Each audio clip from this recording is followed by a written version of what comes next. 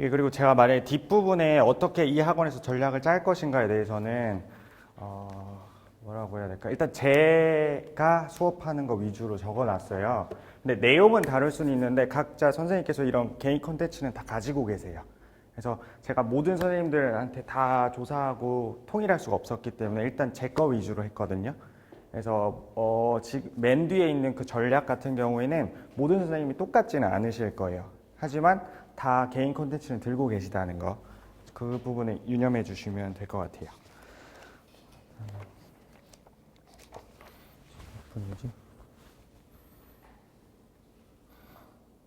그리고 마침 오늘 한가랑고 직보 있거든요. 그래서 내일 고1이 내일이 고1 수학 시험이라 가지고 그래서 제가 중간중간에도 최대한 계속 질문을 받으려고 해요. 왜냐면 지금 애들도 기다리고 있어가지고 저도 직보하다가 나온 거라서 그 점은 조금 제가 양해를 부탁드려야 될 것 같아요. 이제 엄청 빨리 가거나 그런 건 아닌데 이제 뒤에 질문보다는 중간에도 제가 받을 거라서요.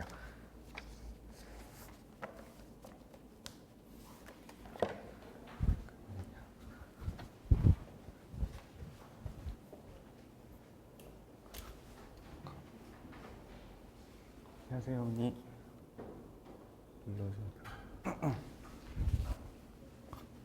자료 안 받으셨죠? 네.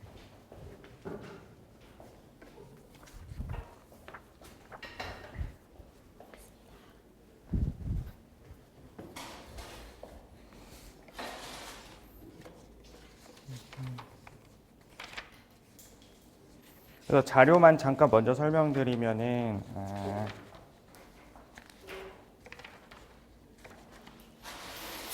아마 일부가 어떻게 될 거냐면 엄청 길진 않지만 일부 같은 경우가 한가람고 내신 특징에 대해서 설명을 드릴 거고요. 그 다음에 두 번째로는 그거에 대해서 이 삽자루 학원에서는 어떻게 전략을 짤 것인가, 이 부분인데 아까도 말씀드린 것처럼 제가 모든 선생님들 다 조사할 수가 없어서 제 거 위주로 했다는 거는 좀 유념을 해주셔야 될 것 같아요. 자료 안 받으셨죠, 어머니?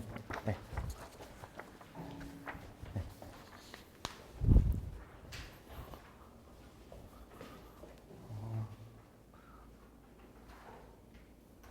혹시 뒤에 들어오신 두 분께서는 혹시 자녀분이 1학년이신가요? 예비 고1이요? 중3이요? 네. 아, 2학년이요? 지금 예비 고1 같은 경우에는 이제 제가 먼저 하는 게 뭐냐면은 이 학교 분석을 주로 하진 않았거든요. 그러니까 그게 뭐냐면은 만약 어머님께서 만약 올해 수학쌤이에요. 그러면 올해 수학을 분석하는 건 어머님 출제 의도를 분석하는 거지만 만약 내년이 됐어요. 그럼 학생들이 분명히 선생님들이 바뀐단 말이죠.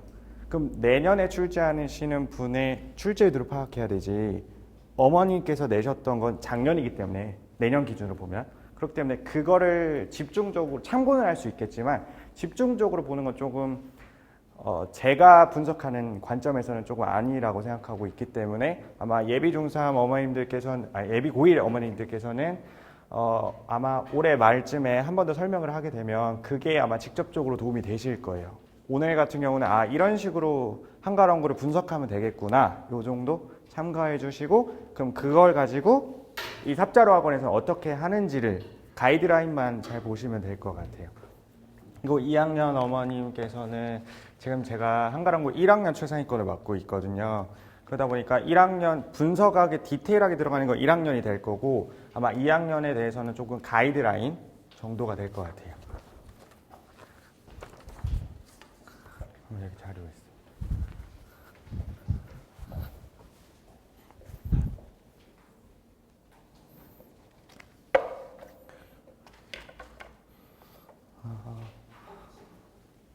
그러면 시작하기 전에 제 소개 먼저 하겠습니다. 저는 현재는 고1 지금 수학 담당하고 있고요. 지금 거기서는 중위권하고 상위권 위주로 하고 있어요. 지금 그래서 상위권에 있는 애들은 한가랑고, 지금 학원에는 한가랑고가 한 4명인가 5명 있는데 그 중에서 이제 제 반에 있는 애는 1명이고요. 지금 작년이래 중간고사 기준으로 98 이렇게 맞았었고 특이하게 이제 2점짜리 틀려가지고 앞에서 틀렸더라고요. 계산 실수해가지고. 그래서 그런 친구들 있고 강서고 친구랑 그 다음에 좀 소수학교긴 한데 동양고 이쪽에 애들이 있거든요. 그래서 최상위권 쪽에는 한가람고는 지금 없고요. 그쪽에 아마 강서구랑 양정구 친구들이 지금 있을 거예요. 그래서 지금 학원 입장에서는 최상위권, 상위권, 중위권, 하위권 이렇게 4단계로 분류를 해가지고 각 바다 반이 2개씩 들어가 있어요. 그래서 그 학원과 관련된 시스템은 나중에 마지막에 말씀드릴 거고요. 일단은 한가람고 먼저 설명을 하겠습니다, 우리. 그러면은 프린트 먼저 보시면요. 일단 맨 처음에는 자, 전체적인 내신 특징에 대해서 먼저 알려드리면 보통은 지금은 추세가 뭐냐면은 지필평가 60%, 그 다음에 수행 40 정도 돼서 이제 조금씩 수행이 올라가는 건데 한가람고 입장에서 보면은 지금은 여기 보시는 것처럼 70, 30 이렇게 돼 있거든요. 그래서 각각 35, 35 해서 70% 돼 있고 수행평가 같은 경우는 30 이렇게 돼 있는데 제가 듣고 있는 친구도 보니까 실제로 뒷부분에 보이는 수행 같은 경우에는 크게 어렵지 않더라고요.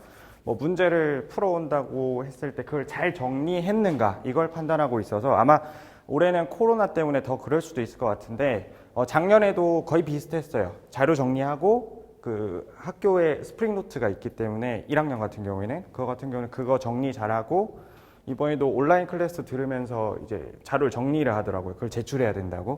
그래서 그 정도만 되기 때문에 솔직히 성실도 정도 체크지 실제로 수행평가에서 점수를 많이 낮게 받는다 이 정도는 아닐 것 같아요. 그래서 수행평가보다는 저희 학원에서 또는 제가 관리할 수 있는 거는 지필평가겠죠. 그렇기 때문에 지필평가 부분을 이제 자세히 하나씩 볼게요. 그리고 자료가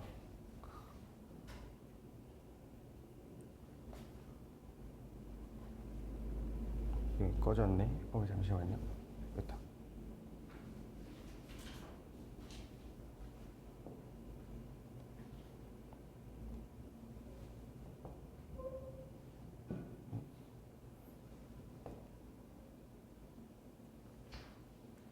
잠깐만요, 어머니. 이거 꺼졌어. 한가람고.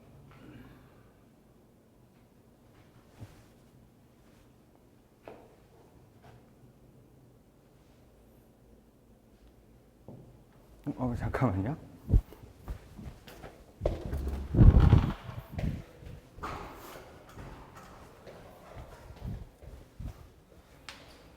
파일이 꺼졌는데 어디인지 모르겠어요. 주인님 파일 혹시 어디에 있어요? 파일? PPT 파일. 안 보이는.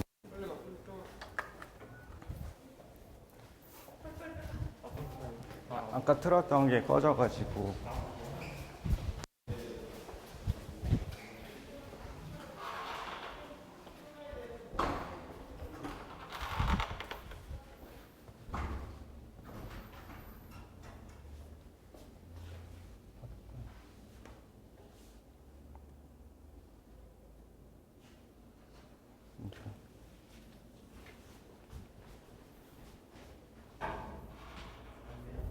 네. 아니요, 됩니다. 됩니다. 네.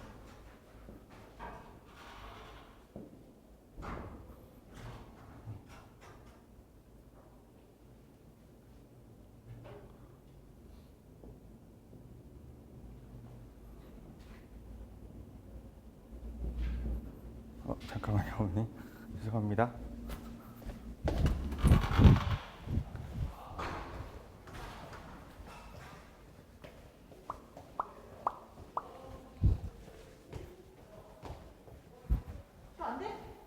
제가 제 파일 띄우고 할게요. 준이 아까 드렸던 그 리더기 어디 있어요? 네. 빼셨죠? 뺐는데. 뭔지 모르시죠? 왜요?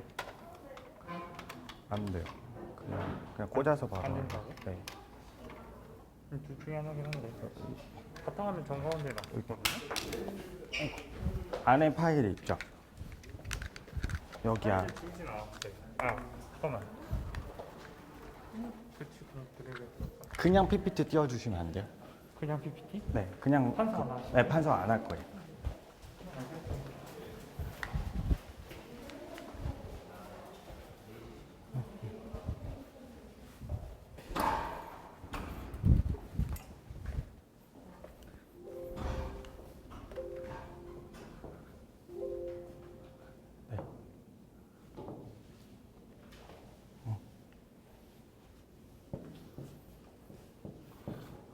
요제형을 바로 하겠습니다.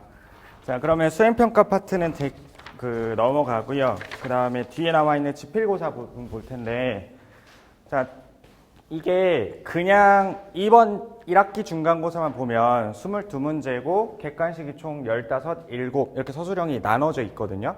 근데 이걸 그냥 봐도 되는데 혹시나 몰라서 작년 걸 다 봤어요. 재작년 것도 다 봤고. 자, 그런데 특징이 뭐냐면은 한 번 정해지면 그 연도는 쭉 가더라고요. 그래서 1학년 작년 같은 경우에도 항상 22문제인데 객관식 같은 경우는 17개. 그 다음에 서답형, 그러니까 서술형하고 서술형하고 단답형 합쳐가지고 5문제 했을 때 배점은 조금씩 바뀌지만 쭉 갔었어요. 그래서 아마 올해도 또 이 케이스가 그대로 가지 않을까라고 생각하고 있어요. 15문제, 그 다음에 7문항 이렇게 돼가지고. 근데 이게 고2에도 똑같이 적용이 돼요. 자, 고2 같은 경우에는 지금은 1학년하고 똑같이 배점하고 문항수가 되어 있어요. 그래서 15문항, 7문항에서 총 22문항 이렇게 되어 있는데 이것도 마찬가지로 작년 걸 봤더니 16문항에 6문항 총 문항수는 변하지 않는데 자, 객관식하고 그 다음에 서답형의 문항 비율이 조금씩 달라졌어요. 작년하고 올해하고. 근데 특징은 한번 정해졌을 때 쭉 일관되게 똑같이 갔었기 때문에 보통 다른 학교들 보면은 좀 바뀌긴 하거든요. 뭐 중간 때는 15, 7개 냈으면은 기말 때는 17, 5개 내더라. 이런 식으로 바뀌긴 하는데 얘네는 다행히 똑같이 되는 것 같아서 아마 예상컨대 얘랑 똑같이 진행되지 않을까. 근데 이 문항 비율이 왜 중요하냐면 문항 비율에 따라서 여러분들 자녀분들이 문제를 풀 때 어떻게 전략을 짤 것인지가 달라져요.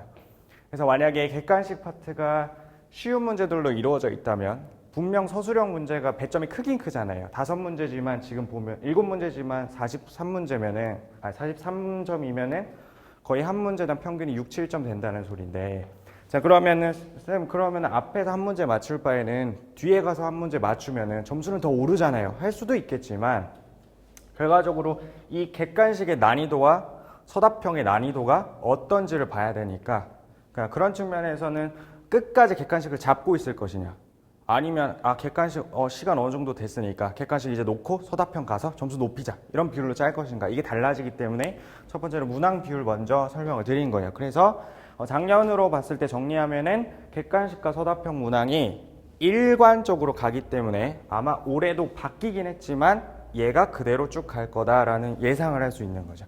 하지만 총 문항수는 22문항이기 때문에 실제로 총 문항수는 변하지 않지만 그 입장에서 객관식과 서답형의 비율에 따라서 전략을 어떻게 짤 것인가가 정해져야 돼요. 그런데 그 내용에 있어서도 출제자분들이 어떻게 객관식을 쉽게 내냐 어렵게 내냐에 따라서 1학년하고 2학년은 출제 그 포인트에 따라서 전략이 달라질 수 있다는 거. 그래서 아마 지금 예비 고1 어머니들께서는 아마 올해 말에 한 번 더 오시거나 하셔가지고 어떻게 바뀌고 있는지를 한번 확인해 보셔야 될 것 같아요. 그래서 문항 수나 배점은 지금 맨 밑에 적혀 있는 것처럼 22문항, 15, 7문항 이렇게 출제될 거예요. 아마 내일이면 나오겠죠. 내일이면 나올 거라서. 자, 그러면은 문항 수하고 배점은 이렇게 되어 있고 그럼 전체적인 특징을 볼게요. 고1, 고2 합쳐서. 그럼 지금까지 봤을 때 한가람고 수학은 보통 이렇게 두 개로 나뉘어져요. 예전에 한간에는 그런 소문이 있어요. 동아리에서 수학 동아리에서 문제를 출제해가지고 그거를 변형해서 실는다 이런 말도 있었는데 그 정도는 아닌 것 같아요.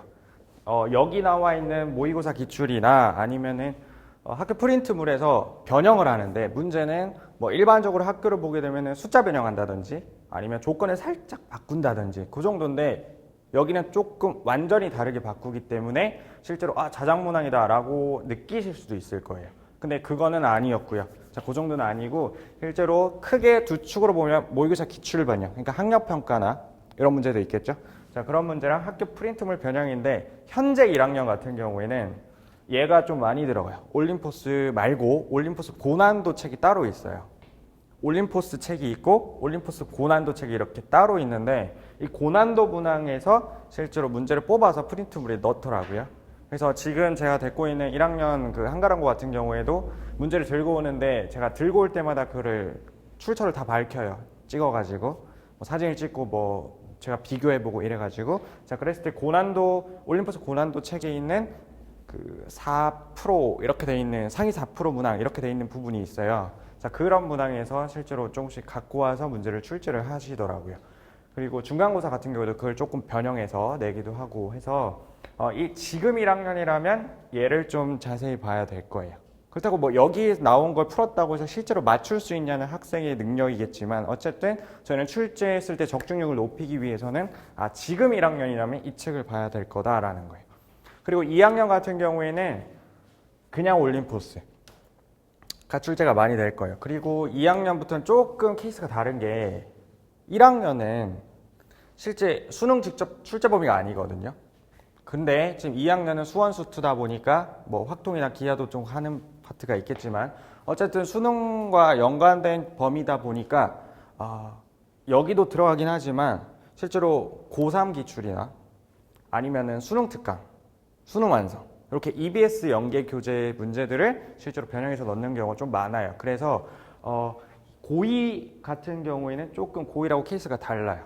그래서 고1은 조금 디테일하게 봤을 때 적중률을 높일 수 있겠지만 고2는 적중률을 높일 수는 없지만 출처가 어딘지를 밝히기는 조금 쉬워요. 왜냐면 EBS 연계 교재에서 많이 냈을 거니까 이렇게 단순하게 생각하면 그렇게 볼 수 있거든요. 그래서 고난도 문항이라고 했을 때 그 아까 15문항 아니면 작년이나 재작년 보면 17문항 이렇게 나왔었잖아요. 객관식이. 거기서 16번, 17번. 지금은 문항수가 객관식이 줄었기 때문에 15번 이럴 때 고난도 문제가 출제되는데 거기에 나오는 게 얘네들일 거예요. 그럼 좀 이따 보여드릴게요. 자, 그 다음에 서술형 문항에서도 뒤쪽에 서술형 4번, 서술형 5번 이번 때가 조금 고난도 문제, 변별력 있는 문제로 출제되기 때문에 그 부분에 있어서는 이런 문제들을 많이 출제합니다. 그래서 뒤로 보게 되면 지금 올해 쳤던 올해 1학년 중간고사의 14번 그러니까 객관식에서 뒤에서 두 번째 문제죠. 그런 같은 경우에도 이렇게 문제 출제됐는데 이거는 여기 나와 있는 숫자만 바뀌었지 이거는 실제로 학력평가나 시중참고서 고난도 문제에 나오는 문제들이거든요. 그래서 이런 거 같은 경우는 솔직히 애들이 잘 맞췄을 거예요. 상위권 기준으로 봤을 때는. 자, 그 다음에 여기 나와 있는 것도 지금 보라색으로 체크되어 있는 파트만 조건을 바꾼 거고요. 나머지는 학력평가 기출하고 거의 유사하기 때문에 이것도 아마 애들 입장에서는 이건 새로운 문제다. 뭐 이런 건 없을 거예요. 그래서 이렇게 조건을 살짝 바꾸면서 실제로 문제를 출제하고 있습니다. 그래서 지금 요거 두 개에서 여기를 먼저 본 거고요. 그 다음에 뒤에 보면 이거는 애들이 조금 새로운 문제다라고 느낄 수 있는데 요거를 표현을 새롭게 만든 거예요. 그러니까 이런 표현들은 실제로 고2나 고3에서 많이 나오거든요. 왜냐면은 조건들이 많아지니까 어머님들이 만약에 출제자라고 생각해 보세요. 자, 이걸 쓰려면 K에 1 넣고 2 넣고 3 넣어야 되니까 조건들을 여러 개 열거해야 돼요. 그럼 조금 이상하지 않을까요? 막 노 중구난방으로 주는 것 같아서 그래서 심플하게 이렇게 딱 하나로 주는 거예요. 그럼 실제로는 얘를 1 넣고 2 넣고 3 넣어서 열거해서 실제로 문제를 출제한 거는 원본. 그럼 그 표현들을 이렇게 바꿔준 거예요. 그래서 얘도 마찬가지로 학력평가나 실제 실용참고서에서 있는 문항들이라서 요거 같은 경우에는 이번 한가람고 문제 1학년 중간고사 같은 경우에는 어느 정도 출처가 명확하게 딱 보인다라고 말씀을 드릴 수 있어요.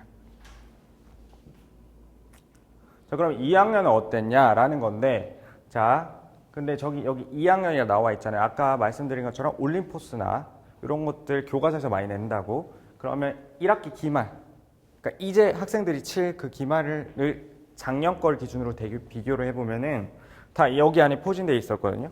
자, 교과서 문항, 교사용 자료집이라고 해서 선생님들만 따로 받는 자료집이 있어요.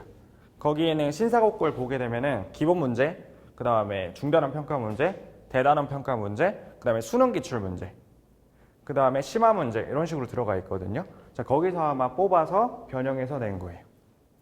그게 아마 초반을 이루고 있고요. 그 다음 뒷파트 보게 되면은 모의고사 기출변형 나오게 되고, 여기 같은 경우는 16번이나 마지막 거는 안 나와 있죠.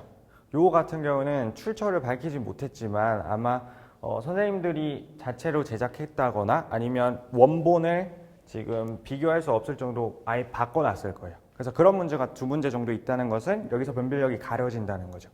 그러면 상위권은 그렇다 치더라도 그럼 기본적으로 내신에선 잘 맞는 게 중요하니까 상중하를 막론하고 일단 기본적으로 교과서, 교사형 절업지, EBS 올림포스, 그 다음에 모의고사 자료 같은 거는 기본적으로 풀어주고, 그 다음에 그 학생의 능력에 따라서 그 다음에 학원에서의 강사의 능력에 따라서 얘를 맞출 수 있도록 어떻게 능력을 배양할 것인가, 여기에 여기에 관건이 달려 있는 거죠. 그래서 기본적으로는 올림포스가 실제로 아까 앞에서 본 것처럼 어디 갔어? 여기 이렇게 뒷부분에 포진되어 있으니까 이런 부분 잘 봐줘야 될 것 같아요.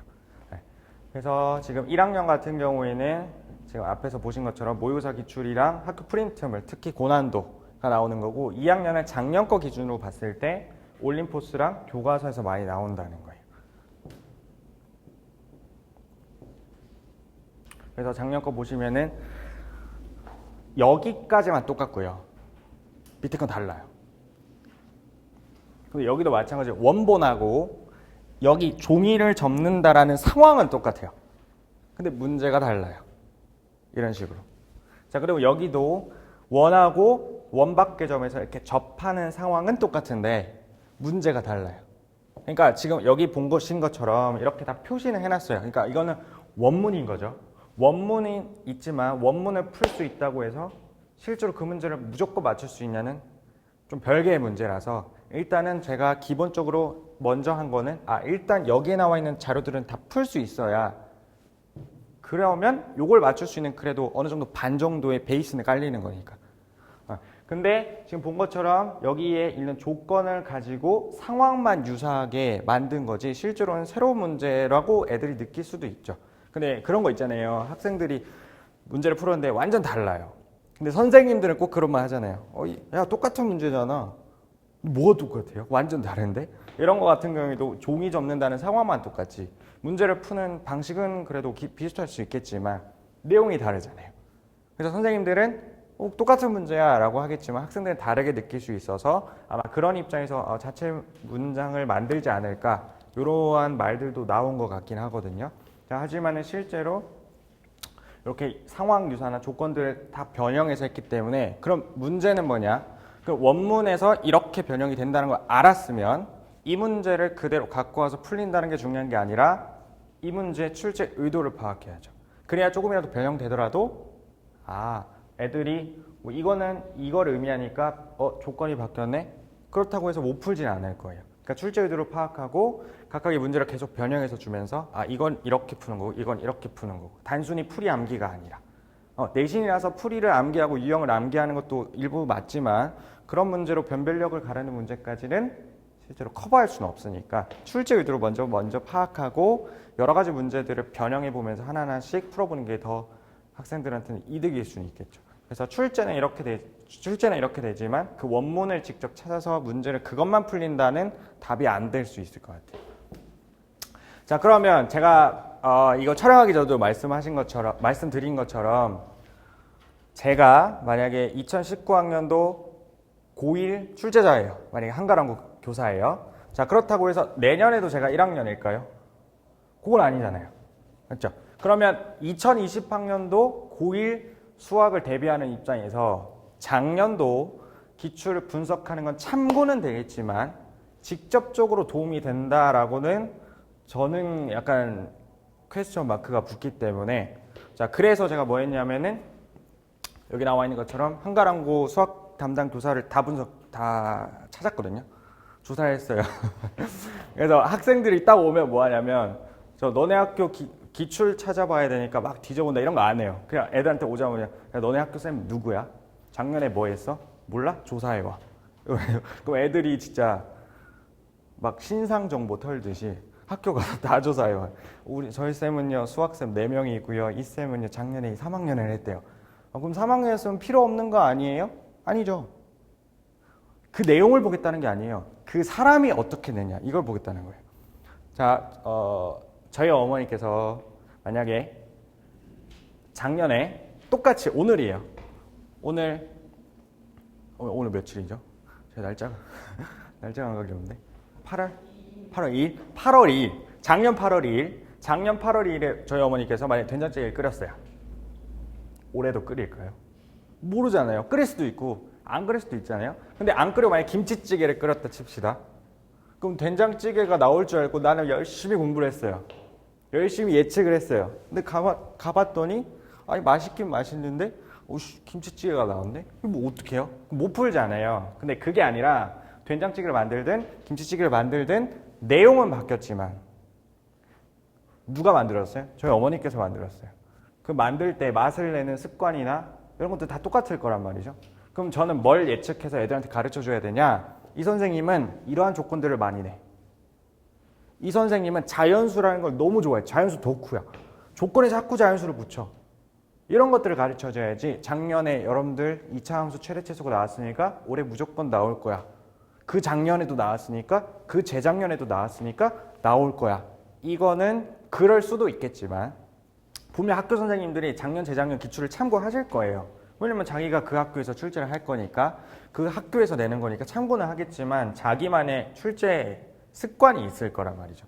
그래서 그걸 분석하는 게 조금 더 적중률을 높이는 입장에서는 도움이 된다고 생각했기 때문에 항상 애들이 오면은 다 그 학교 선생님 먼저 조사를 해요. 그래서 저희가 중간고사까지는 학교별로 수업을 했어요. 그러다 보니까 제가 맡은 반이 여러 개 있다 보니까 학교가 한 19개 이렇게 되거든요. 지금도 13개? 지금은 학교별로 쪼개져서 하진 않고 그게 좀 더 애들한테 효율적이지 못할 것 같다는 생각이 들어서 선생님들끼리 이번에는 학교별로 쪼개지 말자. 상중하로 쪼개서 그걸로 수업하자라고 했는데 그 중간고사 때 19개인데 19개의 모든 선생님 다 분석했어요. 그래서 목동고 같은 경우에는 예를 들면 제가 지금은 한가로운고를 맡고 있어서 이렇게 설명을 진행하고 있고 앞으로도 맡겠지만 중간고사까지는 한가로운고를 맡고 있지 않아가지고 그때는 목동고랑 진명을 위주로 했었거든요. 그래서 목동고 기출을 다 기출도 분석했지만 그 선생님들을 분석했더니 선생님이 5분인데 그 애들 온라인 클래스 듣잖아요. 그거랑 구글 클래스인가? 그것도 해요. 네, 그것도 하고 학교 홈페이지도 있고 학교 홈페이지에 수학 자료실도 있고 공지사항 가정통신 뭐 이런 거 다 있어요. 그걸 다 뒤져요.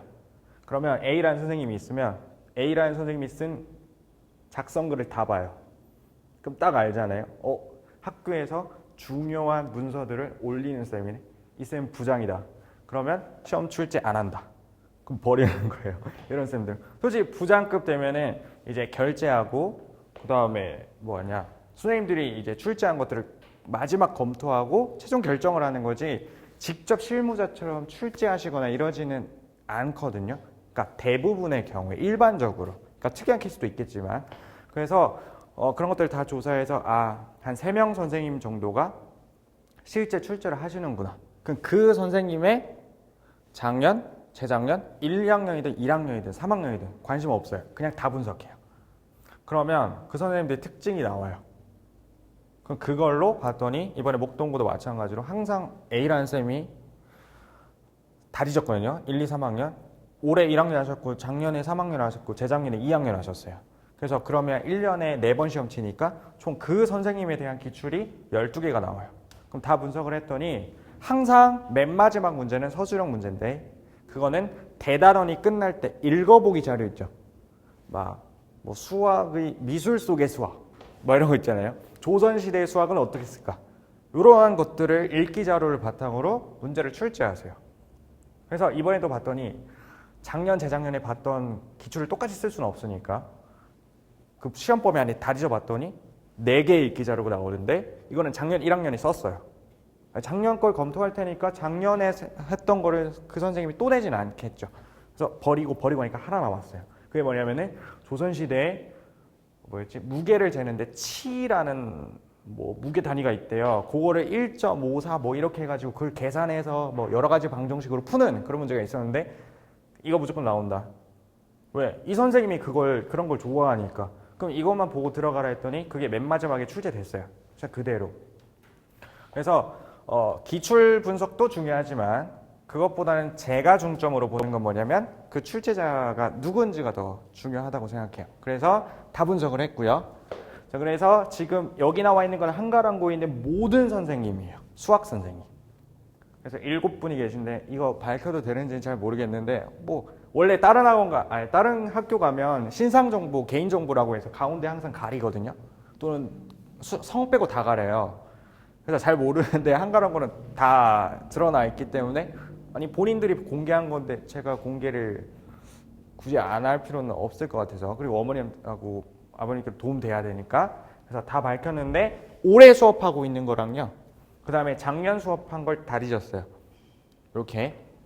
근데 특이한 거는 원래 보통 1학년 담임이면 1학년 수학을 출제하고 2학년 담임이면 2학년 수학 수업을 들어가니까 출제할 텐데 그래서 제가 처음엔 조금 헷갈렸거든요.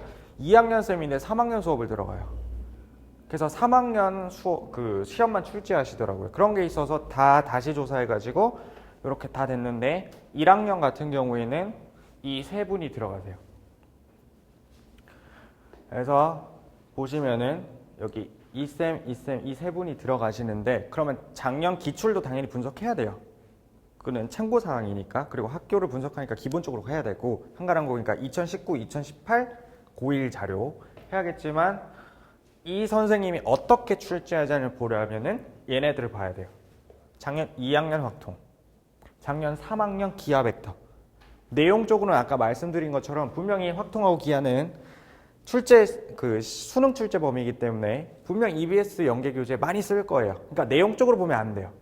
이 선생님이 어떻게 조건들을 활용하지? 어떻게 문제를 구성하지? 이걸 봐야 돼요.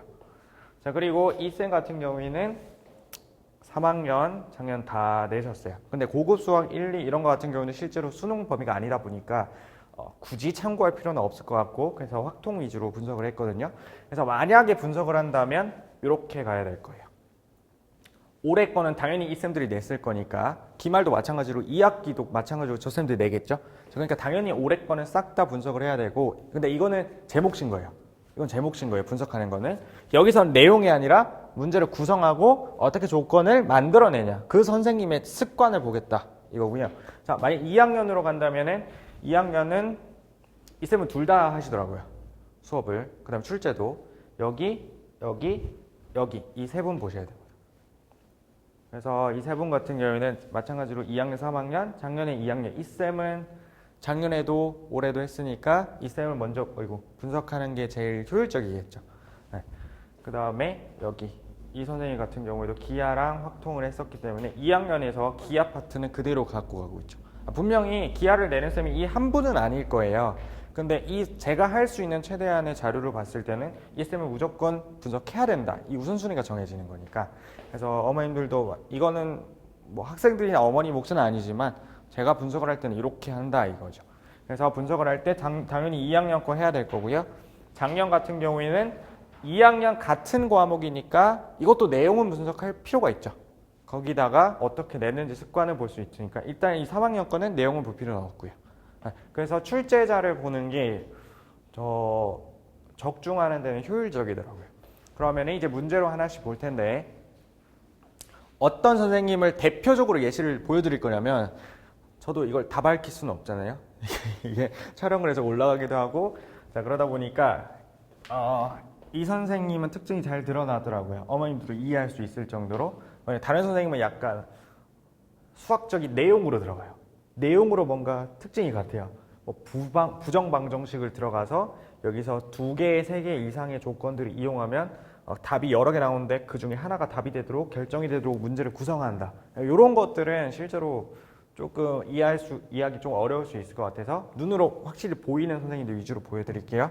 자 그러면은 자 이거 올해의 문제인데요. 올해 서술형 2번하고 고1이에요. 서술형 3번 문제 같은 경우는 이렇게 출제가 돼요. 근데 보시면은 보통은 문제는 이렇게 끝나겠죠. 자 이거 하나 주고 fx에 이거 하나 주고 최대값이 9, 최소값이 정수일 때 fx의 최소값을 구하세요. 그냥 이렇게만 줄 거예요. 근데 내용이 조금 어려울 것 같은지 다 풀어줬어요. 구체적으로. 그리고 여기도 마찬가지로 이거 하나 딸랑 주고 그 다음에 얘의 서로 다른 두 허근을 가진다고 할 때 한 허근을 세제곱해서 실수가 될 때 그때 A의 값의 합을 구하세요. 이렇게 하면 되는데 이걸 다 풀어줬어요. 이런 식으로 근의 공식을 써봐. 그리고 그거 근호 안에 있는 거 다 전개해야 돼. 이런 식으로. 그 다음에 1번을 이용해서 풀어. 그 다음에 여기도 마찬가지로 2번이 아니라 여기도 1번을 이용해서 풀어. 이런 식으로 싹 다 조금 구체적으로 줬거든요. 그럼 이 선생님이 올해 거잖아요. 올해 거니까 이 쌤이 작년에 뭐라고 했냐면 2학년 확통 했다고 했거든요. 그럼 2학년 확통으로 가볼게요. 그럼 여기도 마찬가지로 서술형 D파트의 고난도 문제를 내고 있고, 그러니까 작년 2학년 확통이에요. 그러니까 똑같은 쌤이 작년에 2학년 확통을 맡았고 아까 본 것처럼 서술형 2번, 3번 서술형 D파트의 고난도 문제를 내기 시작했고, 그럼 작년에도 똑같이 서술형 D파트의 고난도 문제를 출제하기 시작했네, 이렇게 볼 수 있는 거죠. 그리고 보면은 예를 들면이라고 하면서 구체적으로 애들이 이해할 수 있게 예시를 들어주고 있어요. 여기도 마찬가지로 요것만 주면 돼요. 솔직히 이렇게 주고 A, B, C의 순서상의 개수 구하여라. 이것도 마찬가지고 이렇게 다 지우고 뭐 이거 N장의 카드를 모두 꺼내는 경우의 수를 구하여라 또는 확률을 구하여라 이렇게 주면 되는데 다 늘어서 줬어요. 이거 마찬가지로 다 늘어서 줬어요. 애들이 풀 수 있게끔. 그러면 실제로 이런 식으로 2년 동안 이 선생님이 진짜 요걸 출제했는지는 저도 모르죠. 그건 제가 알 수가 없어요. 제가 한가람고 교사가 아니고 뭐 정보원이 아니기 때문에. 하지만 가능성이 높다 이거죠. 그렇죠? 자, 그렇기 때문에 실제로 이러한 문제들을 많이 출제되는데 그럼 이걸 통해서 그럼 어쩌라는 거냐? 뭐 애들이 이렇게 주면 그럼 똑같네. 선생님 근데 틀렸는데요. 이거 뭐 어떻게 해요? 그러면 안 되잖아요. 그럼 무슨 말이냐? 실제로 고난도 문제를 출제할 때 이해하기 쉽게 이렇게 예시를 들어줬단 말이죠. 그러면 애들은 충분히 얘가 이해가 안 됐을 경우에는 밑에 걸 적극적으로 활용해야 돼요. 그러니까 당연한 말이긴 해요. 당연한 말이긴 한데 밑에 걸 적극적으로 활용하게 되면 실제로 문제를 맞출 수 있다 이거죠. 자, 보통 애들을 보면 이렇게 딱 길어요. 그러면 버리자. 10분 남았다. 객관식 일단 찍고 이건 아니야. 그럼 서술형 1, 2번 풀고 그냥 끝내자. 이런 식으로 가는 케이스가 많아요. 근데 왜 긴 거예요? 이해를 돕기 위해서 길어진 거예요. 이 선생님은 똑같은 선생님인지는 모르겠어요. 근데 만약에 똑같이 냈다고 치면 그리고 이 두 개의 경향을 봤을 때 길지만 그 긴 이유가 문제를 고난도로 낸 건 맞지만 애들이 충분히 맞출 수 있게끔 뭐 하고 있다? 실제로 예시를 들어주고 있으니 겁먹지 말라는 거예요. 시험장 안에서 그 멘탈 어떻게 하냐에 따라서 실제로 풀 수 있냐 맞출 수 있냐가 달라져요. 지금 고1 같은 경우에도 맨 처음 1학기 중간고사 칠 때 진짜 잘하는 친구들도 맨날 100 맞아 오던 친구들도 중학교 때도 엄청 잘했다고 했고 실제로 11월, 12월 저희가 가르칠 때도 최상위권이라고 할 정도로 애들이 잘 풀어요. 이해도 잘하고. 근데 막상 시험에 딱 들어갔더니 처음 느낀 거예요. 고등학교 첫 올라와서 잘 쳐야 된다는 부담감도 있고 코로나 때문에 계속 길어졌잖아요. 애들 거의 16주 만에 시험을 쳤거든요. 그러다 보니까 뭘 했는지 기억이 안 난대요.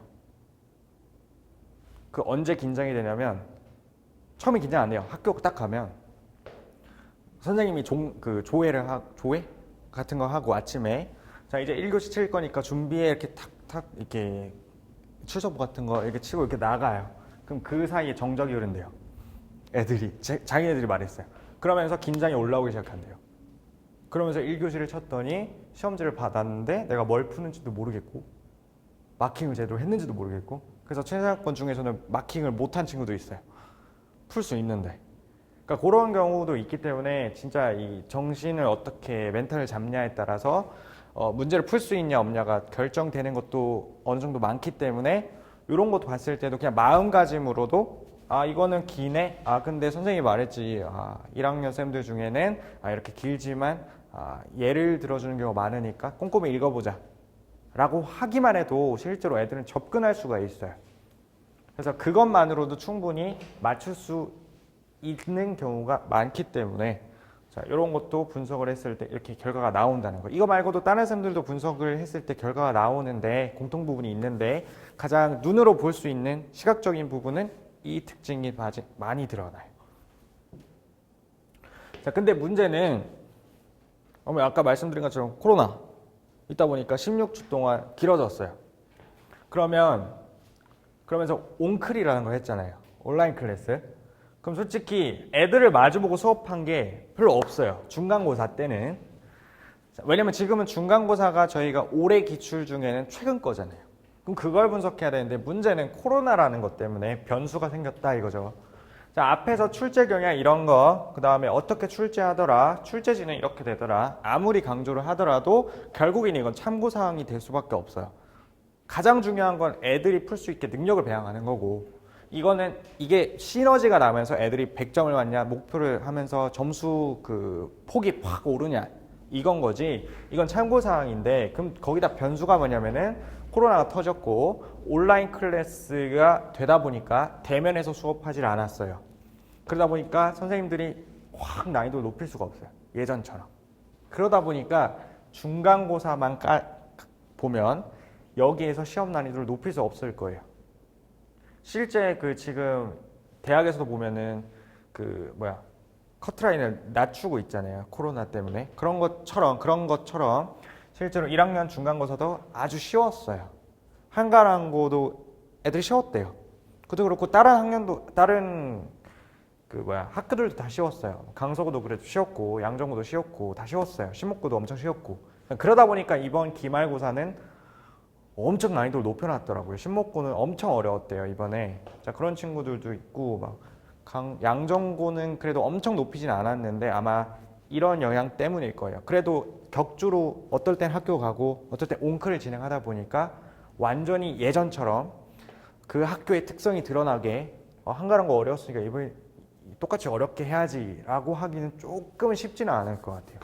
그래서 1학기 중간고사까지는 난이도를 높이지 않았기 때문에 이것만 가지고 쉬웠으니까 기말도 쉬울 거야, 또는 이게 쉬웠으니까 기말이 어려울 거야 라고 말할 수가 없어요. 더 지켜봐야 돼요. 2학년 것까지, 2학기 때까지. 그래서 지금 이러한 것 때문에 실제로 난이도가 중간고사만 가지고 예측을 하기는 조금 조심스럽고요. 거기다가 15개정 교육과정이 된 지가 2년 차밖에 안 됐기 때문에 어쨌든 고1는 완전 바뀌었고 고1 같은 경우에는 바뀐 게 별로 없긴 하지만 사실상 뜯어보면은 단원이 몇 개가 삭제되고 축소되고 이 정도밖에 없겠지만 어쨌든 바뀌었기 때문에 초반이라서 수능도 마찬가지로 교육과정이 바뀌면은 처음부터 난이도를 확 올리진 않아요. 그래서 맨 처음이랑 교육과정 바뀌기 마지막 해랑 난이도를 차이 보면 엄청 차이 나거든요. 그런 것처럼 실제로 교사분들이 출제할 때도 분명히 완전 높이기에는 어려움이 있을 거예요. 그래서 결론적으로 말씀드린 것처럼 중간고사만 보고 또는 작년까지의 학교별 특징, 난이도만 가지고 올해도 이럴 거다라는 것은 말하기가 어려워요. 그래서 2학기까지 가봐야 될 거예요. 그래서 정리하면은 기존의 한가랑고 내신 기출 경향 당연히 분석해야죠. 당연히 참고해야죠.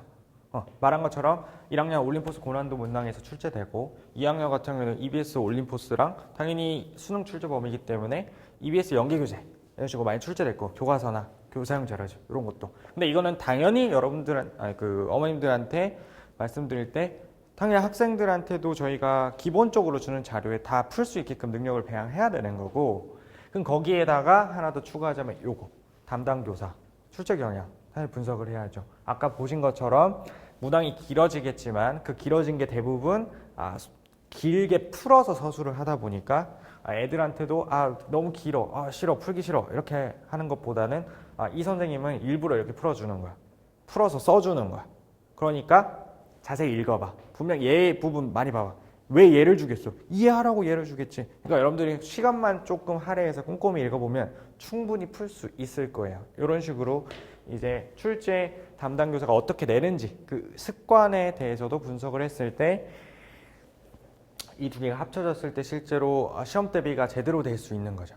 근데 문제는 아까 말씀드린 것처럼 기말고사랑 2학기에는 코로나도 있고 하다 보니까 1학기만으로는 분석을 하기에는 조금 조심스럽다 이렇게 되는 거죠. 그래서 여기까지 하면은 한가랑고에 대해서는 다 됐거든요.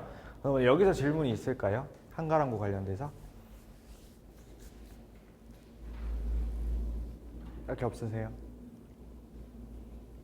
그죠? 그러면은 이렇게 했을 때 그럼 이 학원에서는 도대체 어떻게 전략을 짜줄 것인가 라는 건데 지금까지 했던 말들은 특징을 분석했지만 제가 한 거예요. 자, 다른 선생님들은 다를 수도 있어요. 왜냐면 아니야, 한가랑고 3년치 기출을 보는 게 더 도움이 돼 라고 하시는 분들도 있을 거예요. 그게 틀렸다는 건 아니고 선생님마다 이제 관점이 다른 거고 그 분명히 풀어야죠. 그 기출 당연히 중요합니다. 하지만 제가 좀 더 초점을 맞추는 거는 그 사람도 분석을 해야 된다 이거죠. 네, 그런 입장에서 저는 그렇게 분석을 하고요. 아마 생각이 다르신 선생님들은 그 한가랑고 기출에 대해서 더 분석을 하셨을 거예요. 그게 수업 중에 녹아날 거고요. 자, 그러면 전략을 보게 되면 일단 상위권 먼저 보겠습니다. 그리고 계속 말씀드린 것처럼 이거는 제가 수업하고 있는 컨텐츠입니다. 제가 다른 선생님들 다 조사를 할 수 없어서. 자, 상위권 같은 경우는 아까 한가랑고 보셨겠지만 원문은 있어요. 원문은 어딘지 다 밝힐 수 있어요. 올림포스다, 뭐 교과서다, 교사용 자료집이다, 모의고사 몇 학년도 몇 번 문제다 다 밝힐 수 있는데 문제는 그걸 풀었다고 해서 시험에서 풀 수 있냐 이게 문제인 거죠. 만약에 그게 진짜 됐으면 한가랑고가 어렵다라는 말은 못 하겠죠. 실제로 뭐 기출문제 풀었더니 똑같이 나오네. 그러면 이거 푸는 방법 외워가지고 풀면 되니까 난이도는 높을 수 있겠지만 어렵진 않다 이렇게 되겠지만 실제로 변형하는 수준이 조금 많이 달라요. 상황을 유사하게만 만든다든지 실제로 그 수능 영어에서도 연기할 때 예전에는 그대로 냈었는데 진짜 지문 하나도 안 빠뜨리고 그냥 그대로 냈거든요. 2012, 2011 이럴 때.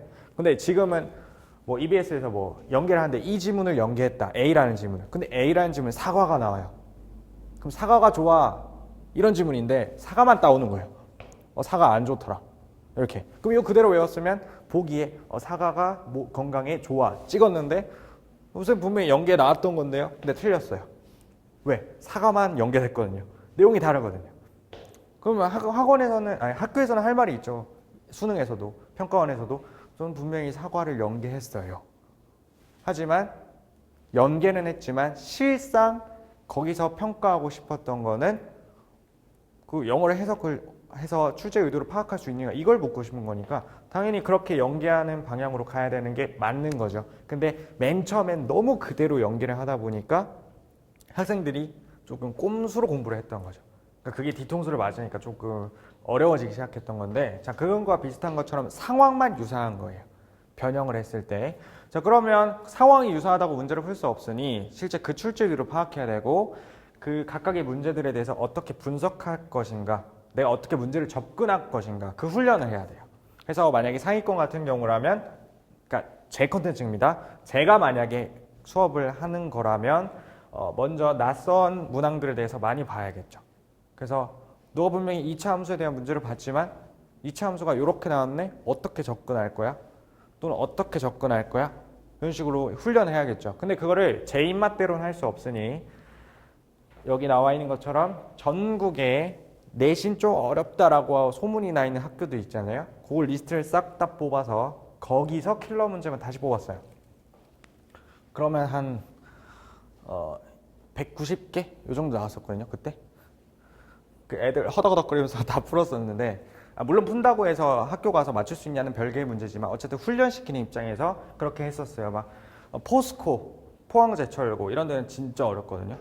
뭐 그런 데는 막 소문으로만 들어도 막 카페 댓글만 봐도 막 블랙라벨, 일품 뭐 이런 걸 3번, 4번 돌려도 못하더라. 뭐 이런 것도 있고 뭐 여기도 목동에 있는 학교들도 들어가죠. 근데 그거 같은 경우에는 목동군 어차피 목동 지역에서 지금 내신 기출, 내신 대비를 하다 보니까 그건 따로 떼서 주는 거고요. 목동 기출이 아닌 전국에서 고난도 기출 문제들만 이렇게 뽑아서 하는 거죠. 그러면 요거는 조금 다르긴 한데 요거로 보면은 그러니까 예를 들면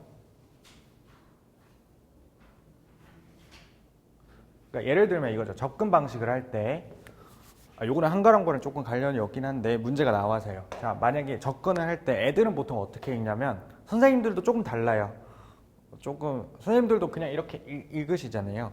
어머님들은 이렇게 문제를 볼 때 읽으실 거고 애들도 이렇게 읽을 거예요. 그럼 이렇게 읽으면 뭐가 조금 그러니까 제 개인적으로는 제가 이렇게 잘 안 읽거든요. 그러니까 이렇게 읽으면 뭐가 문제가 되냐면 정보들이 이렇게 하나씩 너무 많아요.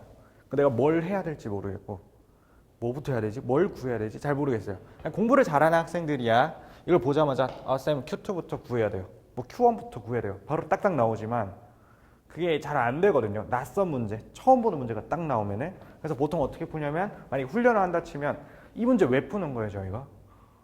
시간이 남아 돌아서? 아니잖아요. 심심해서? 아니잖아요. 뭐 풀기 위해서? 이거 풀려고 Q1에 6 넣은 값하고 Q2에 6 넣은 값을 구하려고.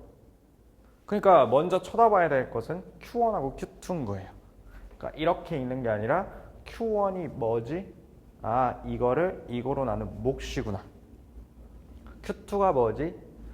얘를 얘로 나눈 몫이구나. 근데 이걸 풀기 위해서 뭘 줬지? 나머지가 같다? 그러니 나머지에 대해서 먼저 풀면 몫이 나올 거고 그러면 답이 나오겠다. 이렇게 되는 거예요. 문제를 아직 전체적으로 읽거나 풀지 않았지만. 그러니까 이러한 훈련들을 쉬운 문제로는 할 수 없어요. 왜냐하면 쉬운 문제는 조건이 딱 하나거든요.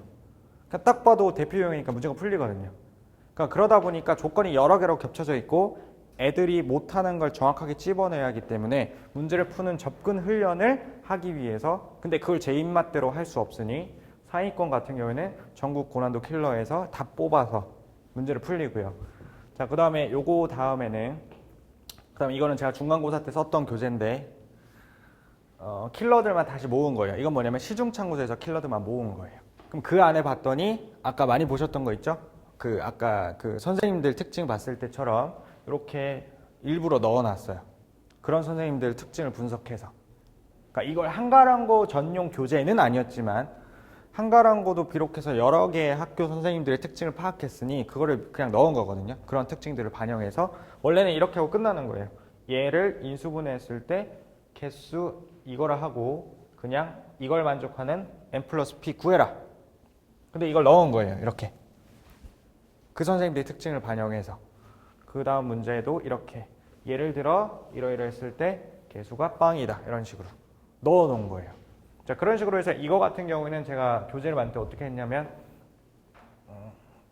여기 1학년에 현종쌤이라고 그 쌤하고 같이 만든 건데 아까는 실제로 기출문제로 했다면 요거는 시중창고죠.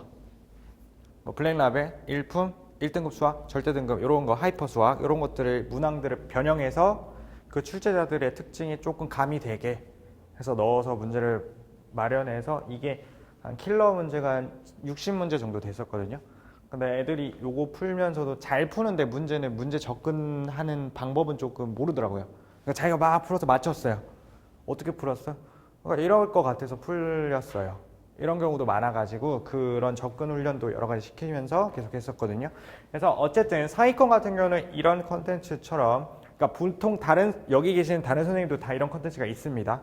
각자 다 계시고 그래서 낯선 문항에 대해서 접근 훈련을 먼저 하는 게 상위권 입장에서는 한가랑고 대비하는 데 도움이 되겠죠. 왜냐하면 한가랑고에서는 원문은 있지만 변형을 했을 때 거의 원문이 뭔지 모를 정도로 조금 상황만 갖고 와서 변형한다든지 마음에 드는 그 조건식만 갖고 와서 변형한다든지 이런 경우에 고난도 문제로 출제가 되니까 실제로 새로운 문제들을 어떻게 접근할 것인가에 대한 훈련을 많이 시켜야 될 것 같아요. 자, 그러면 중위권, 그러니까 중상위권 이렇게 테두리를 좀 넓혀서 중상위권이라고 친다면 아까 2학년 그 출처도 봤겠지만 15번, 뭐 서술형 4번 이렇게 고난도 변별력 있는 문제를 빼면 대부분 교과서나 교사형 자료집 아니면 EBS 아니면 1학년 같은 경우에는 EBS 올림포스 고난도 이런 식으로 출처가 명확한 애들이 등장을 해요. 그렇다고 그 문제가 쉽지는 않아요. 교과서에서도 어려운 문제를 뽑아오긴 하더라고요. 근데 올해 걸 분석해보면 올해만 해당될 수도 있어요. 왜냐면 선생님들이 바뀔 수 있으니까. 자, 올해만 봤을 때 객관식은 쉽게 내요. 1학년 기준. 1학년 객관식은 쉽게 내는데 문제는 서술형 D파트를 어렵게 내더라고요. 아까 보셨던 것처럼 그 괄호 1, 괄호 2에 대해서 근의 공식을 이용하여 뭐 이런 식으로 길게 주는 거.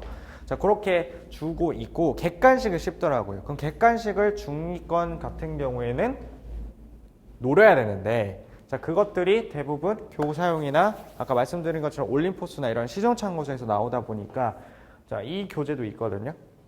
제가 썼던 교재. 아까는 킬러 문제들만 모아놓은 상위권용 교재고 이건 중킬러를 포함해서 실제로 시중창고서에 있는 주요 문항들을 변형해서 넣어놓은 거예요. 그래서 예를 들어 보면 우리가 한가랑고도 원문이 있지만 그걸 자꾸 변형해서 형태를 어렵게 만든다 했었잖아요. 그럼 똑같이 어떻게 구성했었냐면 자, 이 64번에 이러한 문제가 실제로 한 문제 넣고 얘를 계속 변형, 얘를 변형, 얘를 계속 변형해서 여러 가지 형태로 만든 거예요.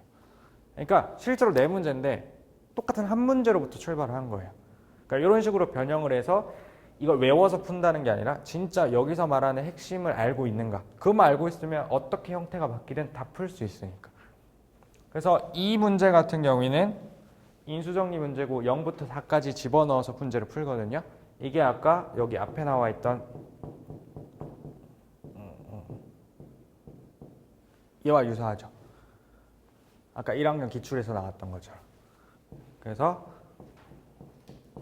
이런 식으로 중킬러 문제에서는 킬러 말고 중킬러에서는 이런 식으로 문제를 다 변형해 왔었어요. 그래서 여기도 마찬가지로 변형해 놨고 그래서 중상위권은 주요 문항에 대해서 변형하고 그런 문제들을 훈련하는 연습을 해야 될 거예요. 시간 싸움도 많이 걸릴 거니까. 그럼 하위권은 어떻게 해야 되냐? 그럼 아까 하위권도 말씀드린 것처럼 교과서랑 교사형 자료를 먼저 해야겠죠. 거기서는 이제 뭐 100점이 목표가 아니라 현실적으로 봤을 때 점수를 얼마큼 높일 거냐. 이게 문제가 되다 보니까 실제로 교과서랑 교사형 자료집 그 다음에 모의고사 기출 변형된다고 했었잖아요. 그게 크게 어렵지 않은 문제들도 있어요. 그래서 이런 식으로 교육청 문제들을 이렇게 변형해서 애들한테 주면서 이제 최대한 적중할 수 있게 해줘야죠. 네, 상위권은 변별력 가지는 문제를 어떻게 나오더라도 문제를 풀 수 있게 낯선 것들을 계속 주면서 훈련을 시켜야 되고 중위권은 실제로 변별력을 제외한 중킬러까지는 다룰 수 있어야 되니까 중킬러는 대부분 시중참고서나 이런 게에서 변형해서 나오니까 그런 것들을 위주로 점검을 해야 될 거고 자, 하위권은 점수를 일단 높일 수 있도록 해야겠죠. 물론 수업 내에서는 능력을 배양할 수 있도록 해야겠지만 일단 현실적으로 성적을 올려야 되잖아요. 그러니까 하위권 같은 경우에는 일단 기본적으로 나오는 출처들에 대해서 커버할 수 있도록 이렇게 모의고사 변형, 교사형 자료집 이런 것들을 위주로 이제 학원에서는 전략을 짜고 있습니다. 그리고 이러한 것들을 계속 말씀드리지만 요거는 제가 하고 있는 컨텐츠인 거고 다른 선생님들도 이러한 비슷한 방향을 가지고 개인적으로 컨텐츠를 다 갖고 있으니까 이제 저희 학원에서는 이렇게 전략을 짤 것 같습니다. 네, 그러면 이렇게 하면은 학원에서의 전략하고 그다음 앞에서는 한가랑고 내신 어떻게 특징을 잡냐라는 거에 두 가지에 대해서 다 됐는데 혹시 질문 있으실까요? 딱히 없으세요? 네. 아까 말씀하셨을 때 네. 지금은 상중하로 레벨 수업으로 네네네. 한가운거에 대해서 되게 분석을 좀 디테일하게 하셨는데 네네. 지금처럼 시험 대비를 한다면 학교가 섞여 있고 레벨 변화에 대해서 디테일하게 학교별로 시험 대비가 가능하죠? 이제 그 예전에 저희가 중간고사 때까지는 학교별로 다 찢어졌어요. 뭐 강서구면 강서구 A, B, C 반 다 찍고 한가랑고도 A, B, C 반 다 찍고 그래서 다 분리해서 수업을 했었는데 그렇게 했는데도 불구하고 조금 학생들이 시간이 안 맞더라고요. 그러니까 저희 학원만 다니는 건 아니다 보니까 뭐 다른 영어 학원도 다니고 과학도 다니고 하는데 거의 끊어. 이럴 수는 없잖아요. 그러다 보니까 그 학생들이 어쩔 수 없이 다른 학교에 이제 반에 들어가더라고요. 그러다 보니까 학생들의 일정도 고려해서 짜는 거는 조금 불가능할 것 같다라고 해서 선생님들 개인별로 이제 학교 분석은 최대한 할 수 있도록 하고 그 데이터베이스는 이제 중간고사 때 이미 학교별로 수업하면서 쌓여놨으니 이제는 애들한테 진짜 효율적으로 하기 위해서는 상중하 레벨로 나눠서 수업을 하자. 물론 그때도 학교별로 나누고 거기서 또 레벨을 나눴었는데 학생들 일정이 좀 심하게 많이 다르더라고요. 그다음에 어쩔 수 없이 섞이게 돼서 이제는 이왕 그렇게 해서 애들에 대한 그리고 부모님들도 왜 한가라고 B반에 들어갈 학생인데 학사 일정 다른 학원의 일정 때문에 어쩔 수는 없지만 왜 여기 들어가야 되냐 이렇게 막 애로사항도 있어가지고 그럴 바에는 그냥 상중하로 레벨로 나눠서 애들을 제대로 이해시키고 공부를 하자라고 하는 건데 그 부분에 대해서는 이제 선생님 개인별로 이제 다 학교별 그 데이터베이스가 다 있습니다. 제가 이렇게 분석을 하듯이요. 네. 그 대신 그 학생들의 숫자가 이제 상중하로 나뉘었지만 선생님마다 두세 반씩 깔고 있거든요. 그래서 학생이 엄청 많지는 않아서 그 학교에 대해서는 분석하는 데는 선생님들이 또 어느 정도 시간을 할애하고 있어서 그것도 괜찮지 않을까 하고 있거든요. 네.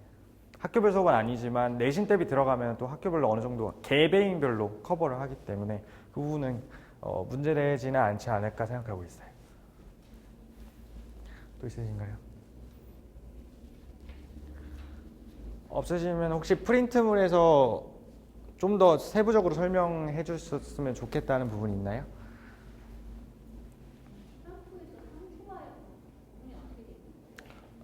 제가 시간표를 잠깐만요. 1학년이 뒤에 일반 위에서부터 순차적으로 그 레벨이고요.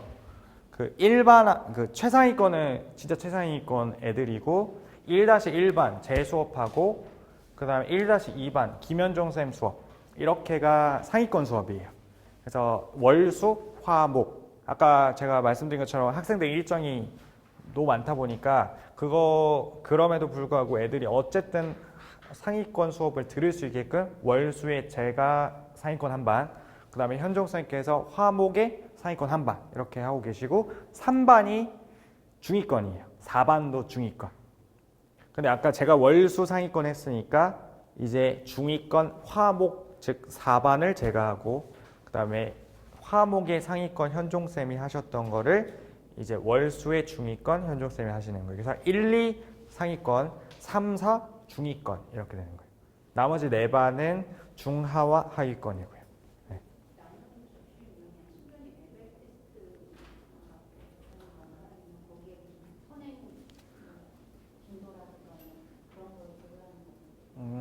그 다른 학원에서는 선행을 얼마큼 했냐 이런 것들을 많이 보는데 저희 학원은 이제 원칙은 그걸 아예 안 보거든요.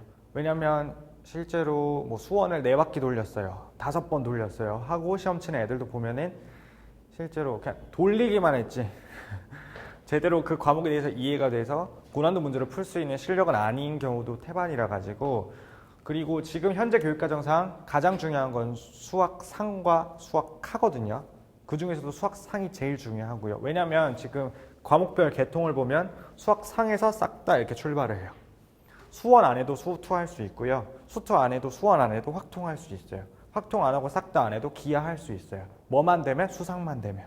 자, 그런 구조이기 때문에 저희는 만약에 본다면 수상이 얼마큼 되어 있는가를 2학년을 기준으로 본다면 그렇게 볼 거고 그리고 선행 정도는 그래서 보지는 않고요. 그래서 레벨 테스트는 저희가 2개의 시험지를 만들었어요. 그래서 하나만 보면 저번에도 하나만 봤었는데 하나만 봤을 때는 조금 애들이 컨디션 안 좋을 수도 있고 뭐 그런 경우도 감안을 해서 시험지를 2개로 만들어서 하나는 중하 가리는 시험지, 하나는 중상 가리는 시험지, 그 다음에 하나 더 있긴 한데 이거는 최상위권을 뽑기 위한 시험지 이렇게 3가지로 만들었거든요. 그래서 이거는 점수뿐만 아니라 애들이 푼 풀이 과정도 다 저희가 검토를 해서 이 학생은 여기 가는 게 더 적합하겠다 이렇게 하고 있어요. 그리고 학교별로 하는 것보다는 레벨로 나눴던 게, 왜냐면 레벨이 비슷한 친구들은 질문하는 것도 비슷해요. 그리고 선생님마다도 솔직히 하위권부터 상위권까지 싹 다 커버한다, 그거는 불가능해요, 선생님들이. 그래서 그 인강에서도 선생님들마다 막 등급 타겟이 있듯이 저희도 다 있거든요. 그래서 저 같은 경우에는 일단 기본적으로 제가 고3을 할 때는 작년이래, 올해 초까지는 고3 반에 있었기 때문에 제가 1학년으로 일부러 내려와서 내신 대비를 하고 있긴 한데, 고3 나영 가르칠 때도 제 타겟은 3, 4였어요. 그러다 보니까 아무리 조금 학생들이 불어나더라도 이제 3, 4라는 학생들이 모르고 있는 그 부분하고 학생들의 니즈가 뭔지는 선생님마다 타겟팅이 명확하기 때문에, 물론 그것만 할 수 있다는 건 아니지만 주 타겟팅이 있기 때문에 그 학생에 대해서도 레벨별로 충분히 커버할 수 있는 게 저희 학원의 장점이긴 하죠. 선생님들마다 다 그런 개개인별로 타겟팅이 되어 있어서요.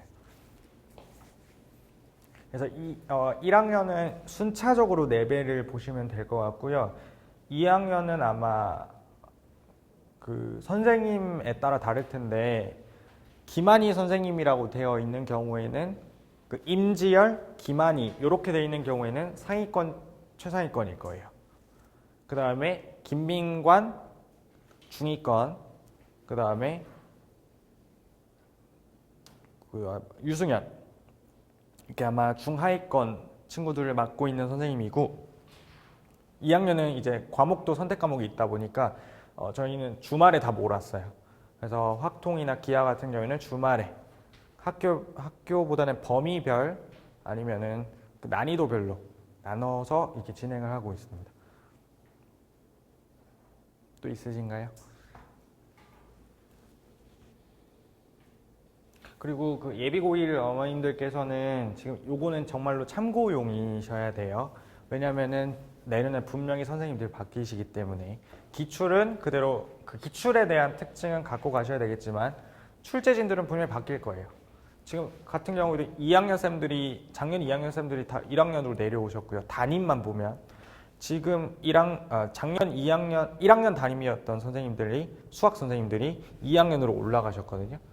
자, 그런 식으로 돼 있다 보니까 조금 출제는 그때 가서 학교 홈페이지 들어가면 교직원 소개란이 있어요. 거기 가면 다 떠 있기 때문에 그 부분을 나중에 참고하셔서 이제 분석을 하는데 조금 도움이 되는 자료로 쓰셔야 될 것 같습니다. 네, 딱히 질문 없으신가요? 또? 네, 없으면은 제가 마무리하도록 하겠습니다. 네, 수고하셨습니다.